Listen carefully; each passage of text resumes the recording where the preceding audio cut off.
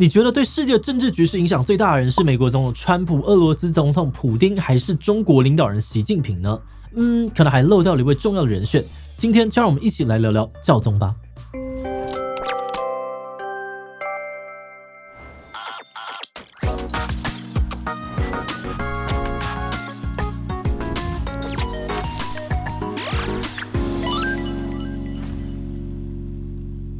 Hello， 大家好，我是志奇。你对教宗有什么印象呢？有人说他影响力超惊人哦，不只是全球14亿天主教徒的精神领袖，还曾经呢是苏联垮台的关键推手。但也有人批评教宗这个角色争议不断。过去有教宗呢把教廷当家族事业经营，靠着贿赂上位，生活淫乱。现在呢还接连的爆发大规模的神职人员性侵丑闻，不只是有教会涉嫌隐瞒案件，就连教宗呢都被指控是包庇罪犯。而且最近呢，现任教宗方济各因为健康的问题多次进出医院，一度传出病危。各界纷纷猜测下一任教宗可能的人选，教会内部呢也传出台面下的角力，暗潮汹涌。那到底教宗是怎么样选出来的？教宗又有哪些影响力？跟这些争议还有丑闻又是怎么一回事呢？今天就让我们一起来讨论看看吧。不过在开始讨论之前，先让我们进一段工商服务时间。科技日新月异，社会不停的变化，你的孩子准备好迎接未来挑战了吗？芒狗狗系列绘本用台湾在地故事培养孩子进步的品格和素养，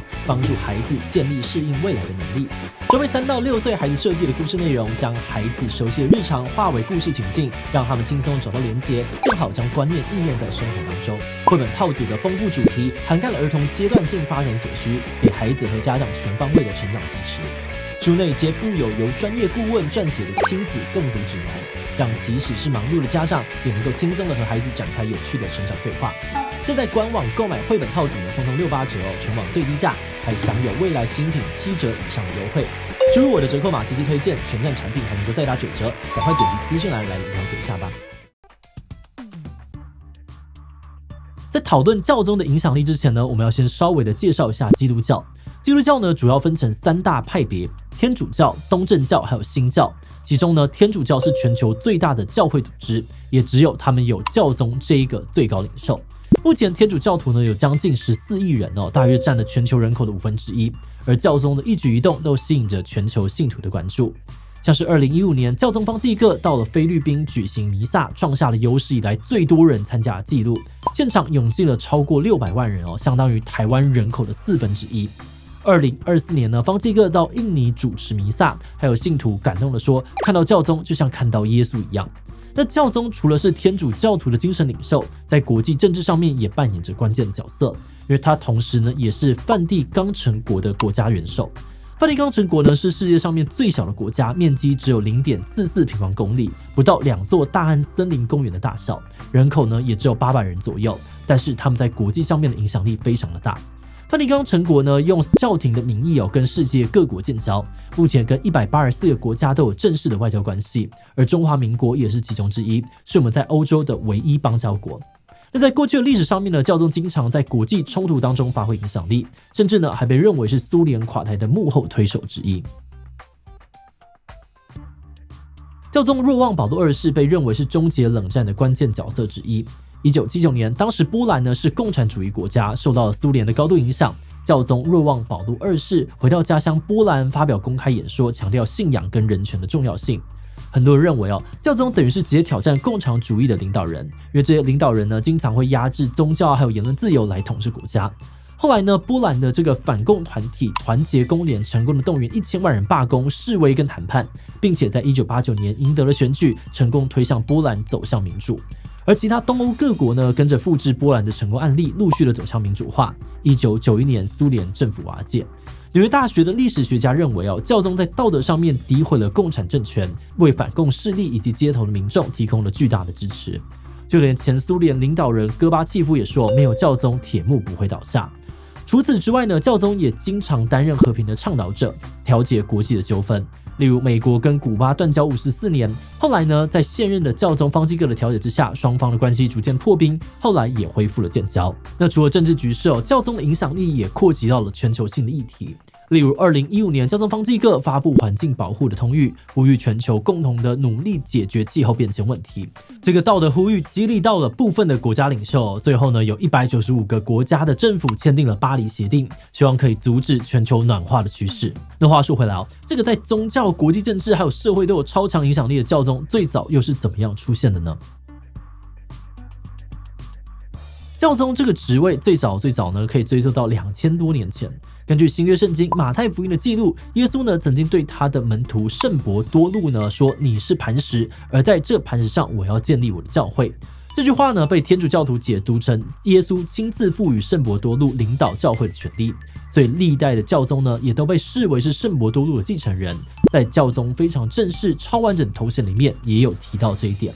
那基本上面呢，教宗的任期是终身制直到去世为止才会卸任。不过历史上面呢，也有少数的教宗主动退位的例子。最著名的例子是2013年的本笃16世，他是600年来第一位自愿退位的教宗。至于原因呢，我们待会会讲到。而当教宗去世或退位后呢，其他的信徒就会选出新的教宗带领教会。那在漫长的历史当中，选举制度也一直在演变，直到13世纪呢，开始出现了教宗选举秘密会议的雏形。1271年时呢，新教宗是由枢机主教，也就是天主教内部地位仅次于教宗的神职人员来选出的。但是当时教会因为政治的分歧，教宗一选就选了快3年，很多民众都超不满。为了逼迫枢机主教呢快点做决定，不止发生了暴动，拆掉这个选举场地的屋顶，还减少了枢机主教的餐点，才终于选出了新的教宗。那为了避免暴动事件重演新教宗呢就规定以后选举时，枢机主教必须要被关进一个小房间，里面呢只有一个小型的盥洗室。那如果3天内没有结果，他们的食物呢就会从2道菜减少成1道。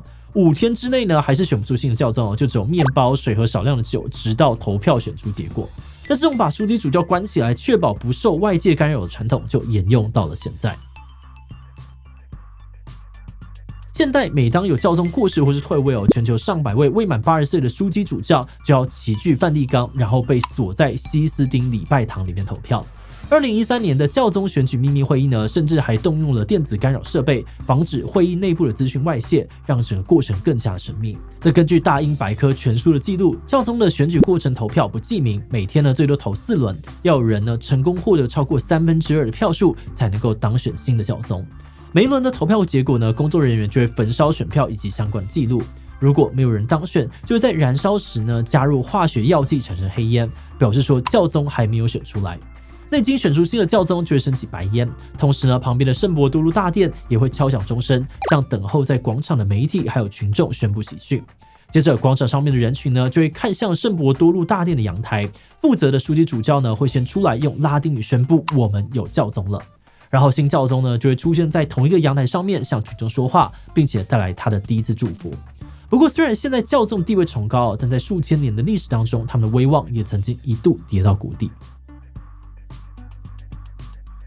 历史上面呢，教宗曾经发生过不少的争议还有丑闻，但威望最低的时候可能是15、16世纪的文艺复兴时期。当时有不少的教宗把教廷当成是家族企业在经营，内举不避亲，甚至呢还有人任命自己的多位亲戚来当枢机主教。那这种裙带关系也让后续的继任教宗成为了争议的核心。比方说呢，有教宗被批评为荒淫无度，不止靠贿选当上教宗运用权力扩张家族的势力，甚至呢还公开承认自己有很多的情妇以及私生子。被反对的势力嘲讽教宗举办的淫乱宴会呢比弥撒还要多。另外呢，也有教宗耗费巨资想要重建圣伯多禄大殿，但因为工程浩大盖到他本人过世都还没有盖完。而继位的教宗呢，为了筹措经费继续盖，还大规模的推行赎罪券的制度。这个制度简单来说呢，就是你可以花钱买一张证书，然后教会呢就会宣称赦免你的罪，死后还是可以上天堂。这样子的做法引发了强烈的批评，最后也成为了后来宗教改革的重要导火线。那除了文艺复兴时期近代教宗呢也因为神职人员性侵丑闻而备受了质疑。在20世纪末到21世纪初呢，全球陆续的爆出神职人员性侵未成年人的案件，受害者的数量庞大。有独立的调查报告指出，在1950到2002年之间呢，光是美国就有超过1万的儿童说自己曾经被神职人员性侵。除此之外呢，有很多人指控性侵事件发生之后，很多犯案的神父呢都没有被移送法办，只是被调职到其他地方，而且还继续的担任神职，结果导致受害者越来越多。很多人就怀疑天主教的高层是不是早就知情，甚至在隐瞒大量的性犯罪案件。而后续呢，也有一些调查媒体报道证实了这些猜测。不只是部分的天主教会呢曾经掩盖或者忽视相关的犯罪，甚至还有媒体报道，早在1962年呢，梵蒂冈就发布了一份机密文件，要求各地的主教要对这类的案件守口如瓶，当成最高机密来处理，而泄密的人还有可能会被逐出教会。这些资料呢，让许多人质疑天主教会的内部可能存在着系统性的问题，导致数十年来大量的性侵案件不断的发生。而群众这把怒火，除了烧到涉案的神职人员、教会高层，当然也烧到了教宗身上，有很多人开始严格的检视教宗的处理方式。在丑闻爆发当下呢，在位的教宗是若望保禄二世，也就是刚刚提到让苏联垮台的重要角色之一。他一开始态度呢比较保守，后来在事情越演越烈之后，才公开谴责涉案的神父违背神职。但很多人批评若望保禄二世动作缓慢，而且对已经曝光的涉案高层没有给予明确的惩处。2005年继任的教宗本笃16世呢，展现出了相对积极的态度，不只是多次的为神职人员的罪行公开道歉，还在短短的2年之内解除了将近400位涉案神父的神职。2013年2月，教宗本笃16世因为健康的因素主动退位。有评论认为无止境的丑闻危机，还有整顿教会的压力，可能也是他决定打破终身职的传统，坚持隐退的重要因素之一。而现任教宗方济各上任之后呢，也表示自己对于性侵的案件零容忍。2019年，他召开了全球防治性侵峰会，建立了检举失职主教的机制，同时呢，也解除了跟性侵案相关的宗座机密，跟司法单位共享调查资讯，提高透明度。不过，目前整体性侵丑闻呢，其实还在延烧。2022年有独立调查报告质疑前教宗本笃16世并没有外界想的那么的积极。报告指出，过去本笃16世在担任慕尼黑总主教时呢，对4起神职人员性侵案件都没有积极的采取相关的行动。那虽然已经退位的本笃16世坚决否认包庇，但也承认自己确实有疏忽，而且感到十分的痛心，并且请求宽恕。那目前这场神职人员的性侵丑闻呢，不只是重创了天主教会还有教宗的声誉，也持续了动摇信徒的信心，成为了未来天主教会还有教宗都无法回避的一大挑战。最近因为现任教宗方济各的健康状况不佳很多的媒体呢都在猜测下任的教宗到底是谁，让我们好奇教宗这个职位究竟在干嘛？真的对世界这么重要吗？那研究之后，我们发现教宗不只是拥有庞大的影响力，这份影响力的背后其实也是一个非常沉重的责任。特别是在面对天主教会爆出长期且大量的性侵案件，有很多受害者的这个声音呢都被忽视。教宗的态度与行动不只会影响到受害者是否能够得到正义，也会直接的关系到外界对于整个教会的观感。那虽然事件爆发之后，历任的教宗呢都有在努力的做出改革，但随着调查结果一一揭露，我们也关注那些曾经受到包庇的加害者是不是已经得到了应有的惩罚，还有那些协助掩盖真相的教会高层是否已经承担了相对应的责任呢？